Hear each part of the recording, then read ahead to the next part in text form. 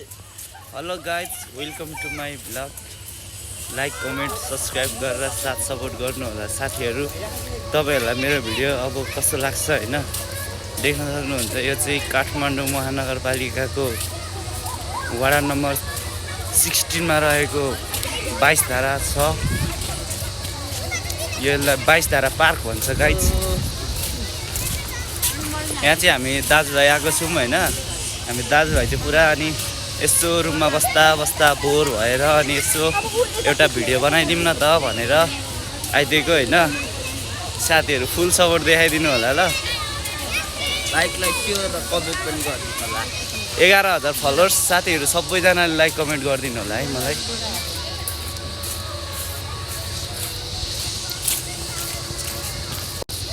अब पछाडिको भ्यू देख्न सक्नुहुन्छ साथीहरू। यो अगाडि चाहिँ टक्क 22 वटा धारा छ लाइनै, त्यही भएर यो ठाउँको नामै 22 धारा राखिएको हो गाइज।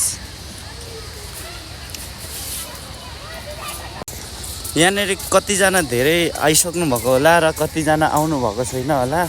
र आए पनि तपाईँहरूलाई एउटा कुरा चाहिँ यहाँनिरको थाहा छैन होला क्या। त्यो कुरा चाहिँ म भन्न जाँदैछु। तपाईँहरूलाई थाहा हुनेले यस भनेर कमेन्ट गर्नुहोस्, थाहा नहुनेले नो भनेर कमेन्ट गर्नुहोस्। यहाँनिर चाहिँ पुरा नेपालको नक्साको लोगोमा यहाँनिर पोखरी बनाएको छ क्या। यो चाहिँ नेपालको नक्साको लोगोमा हो क्या। यो चाहिँ तपाईँहरूले एकचोटि आएर राम्रोसँग अनुसन्धान गर्नु। यो पुरा नेपालको नक्साको लोगोमा रहेको छ। कतिपय साथीहरू धेरै टाढा टाढादेखि हेर्न आउनुहुन्छ। यहाँनिर चाहिँ तपाईँहरू गर्न सक्नुहुन्छ होइन। 22 वटा धारा रहेको छ यहाँनिर। एउटा हो होइन, 2 4 होइन। तपाईँहरू लाइनै गर्न सक्नुहुन्छ।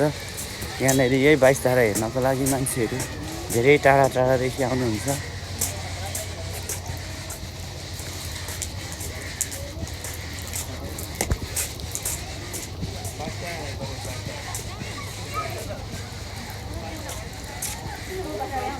गर्नुहोस् है गाइस, तपाईँहरूले कतिवटा बनाउनु हो।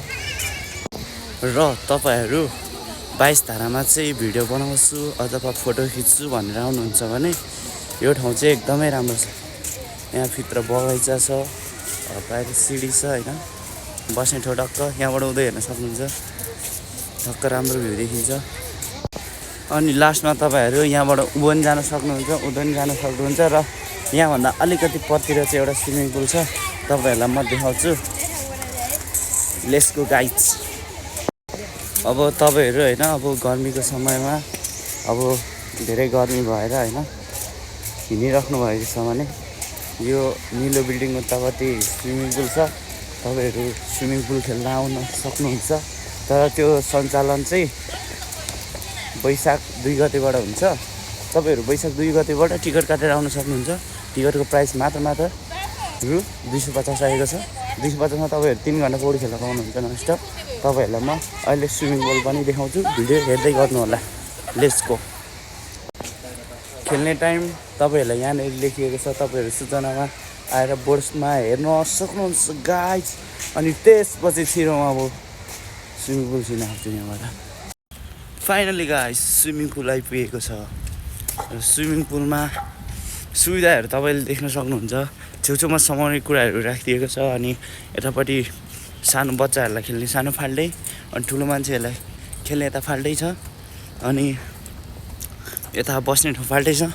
र तपाईँहरू जति पनि अब खेल्न आउनु सक्नेहरू उता 10 फिट 9 फिट गहिरोमा गएर खेल्न सक्नुहुन्छ। र खेल्न नआउनेहरू यहाँ 5 फिटदेखि यतै खेल्न सक्नुहुन्छ। हाम्रो बस्ने ठाउँ चाहिँ त्यहाँ पर हो गाइज। आजको भिडियो यहीँनेरि समाप्त हुन्छ।